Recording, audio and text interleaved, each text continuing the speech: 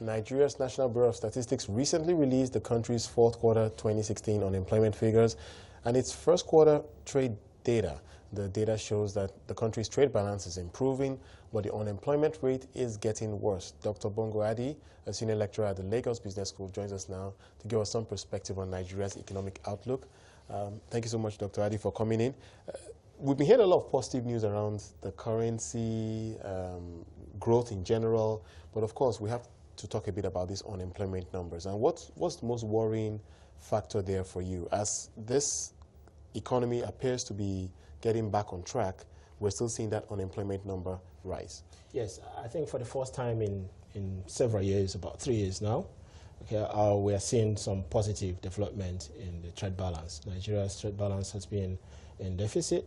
The net export has been quite negative all this while, so until just this recently released data. Yeah. So companies have been badly hit by the recession, and they've been laying off workers all this while. So we expect that lag to still project a little bit into the future, maybe by the last quarter of this year, before we begin to see some improvement. Yeah, I'm not surprised that the unemployment rate is increasing because companies have been shedding jobs. The economy has been, the job market has been very, very, extremely tight. But now, as we're beginning to see some improvement in the foreign exchange markets, do you anticipate a lot more recruiting in the manufacturing space, for instance?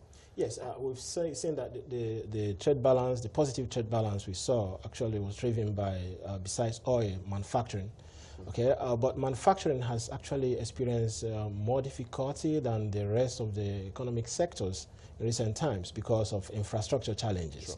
Okay, so I think the prospect for the manufacturing sector will definitely depend on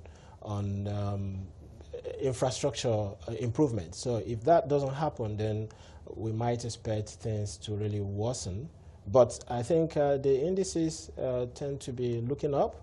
So I expect that, especially with what is going on at the port now, because I've had the opportunity to listen to the MD of Nigerian Ports Authority. She seems to be very, very focused on clearing that sector. So with that improvement, I will think that export will keep improving, then especially dwell time, because that is also a very important indicator in productivity. So once that improves, I think the labor market will begin to improve, and then we will see some positive signs in the unemployment statistics. Agriculture obviously is still the #1 employer of labor, but we saw in the latest GDP numbers that growth is still relatively low in that space. Do you anticipate change in the second quarter? Do you anticipate a lot more growth in the agriculture space going forward? Yeah, I think it also ties in what I've already said. You know, the agriculture, again, is driven by infrastructure. So we've seen some improvement in logistics, transportation. But agriculture is largely rural. It's rural, of course, but then how do you measure it? It's except when the products, the crops come to the town or are exported.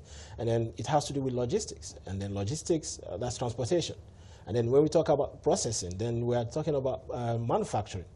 So agriculture doesn't exist on its own. It's integrally connected to the rest of the sectors of the economy. So if manufacturing isn't doing well, transport isn't doing well, infrastructure in general isn't doing well. So we will not expect to see much changes in agricultural. The improvement we're seeing in the trade balance, to some extent, we have to attribute to the devaluation of the currency, because of course these numbers are in Naira, and as the currency weakened over the period, we have seen that Naira figure increase. But in terms of, if you like, dollar trade, do you anticipate further growth? I think one very interesting dynamic we're seeing is that non-oil exports are actually increasing now. Yeah, I think so. When we look at the terms, well, let's look at two things now. The trade balance, then we have to look at the terms of trade. Sure. The terms of trade is the ratio of the value of exports, to the value, that's prices of import. So when we look at that, there isn't much cheering news there, because the last time it was 102.3, but right now it's about 100. There was a time when we reached a terms of trade of 167, which is the highest. So that is actually a very good indicator that tells us where we are looking at. So except the terms of trade improves, because that actually has to do with productivity. Okay, so if productivity improves, then we expect that we will see some changes. But again, we have conflicting signals because in the stock market, things tend to be looking up now. Right, absolutely. They are certainly looking up. But recently I spoke to the Minister of Agriculture, and he made a very interesting point that there is an increased focus on trying to export agricultural products, and we could see some cargoes leaving the country as soon as the end of this month. Your thoughts about that strategy in terms of trying to improve or increase, rather, the value of non-oil exports? Yeah, I think the challenge that we've confronted in this economy is value addition. Okay, and then there is huge scope for that, especially in the agricultural sector, packaging, for instance, getting into even the West African market, the African market, not to talk of exports. It was interesting to see that one of our major trading partners is Benin Republic and Togo. Okay, of course, India is there on top, then China, the United States. So they're not actually the usual, suspects, but these countries. So I think, yes, there's huge opportunity in processing. Right.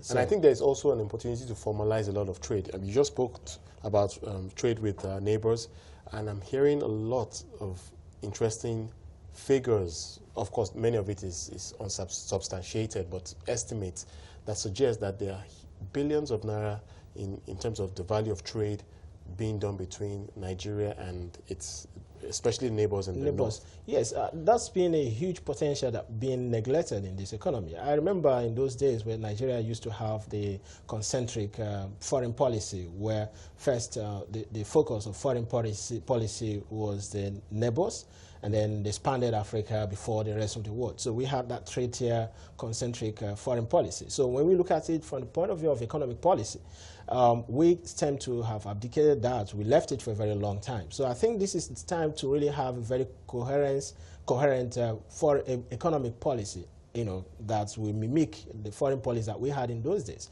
First, let's look at our neighbors, because the transaction cost will be lower, and the value will be higher, because we actually have serious value that we can add to other African countries, and we haven't quite explored that. Well, we certainly hope to hear a lot more from the government and how they are looking to explore those opportunities. Thank you so much for coming in today. Dr. Bongo Adi is a senior lecturer at the Lagos Business School.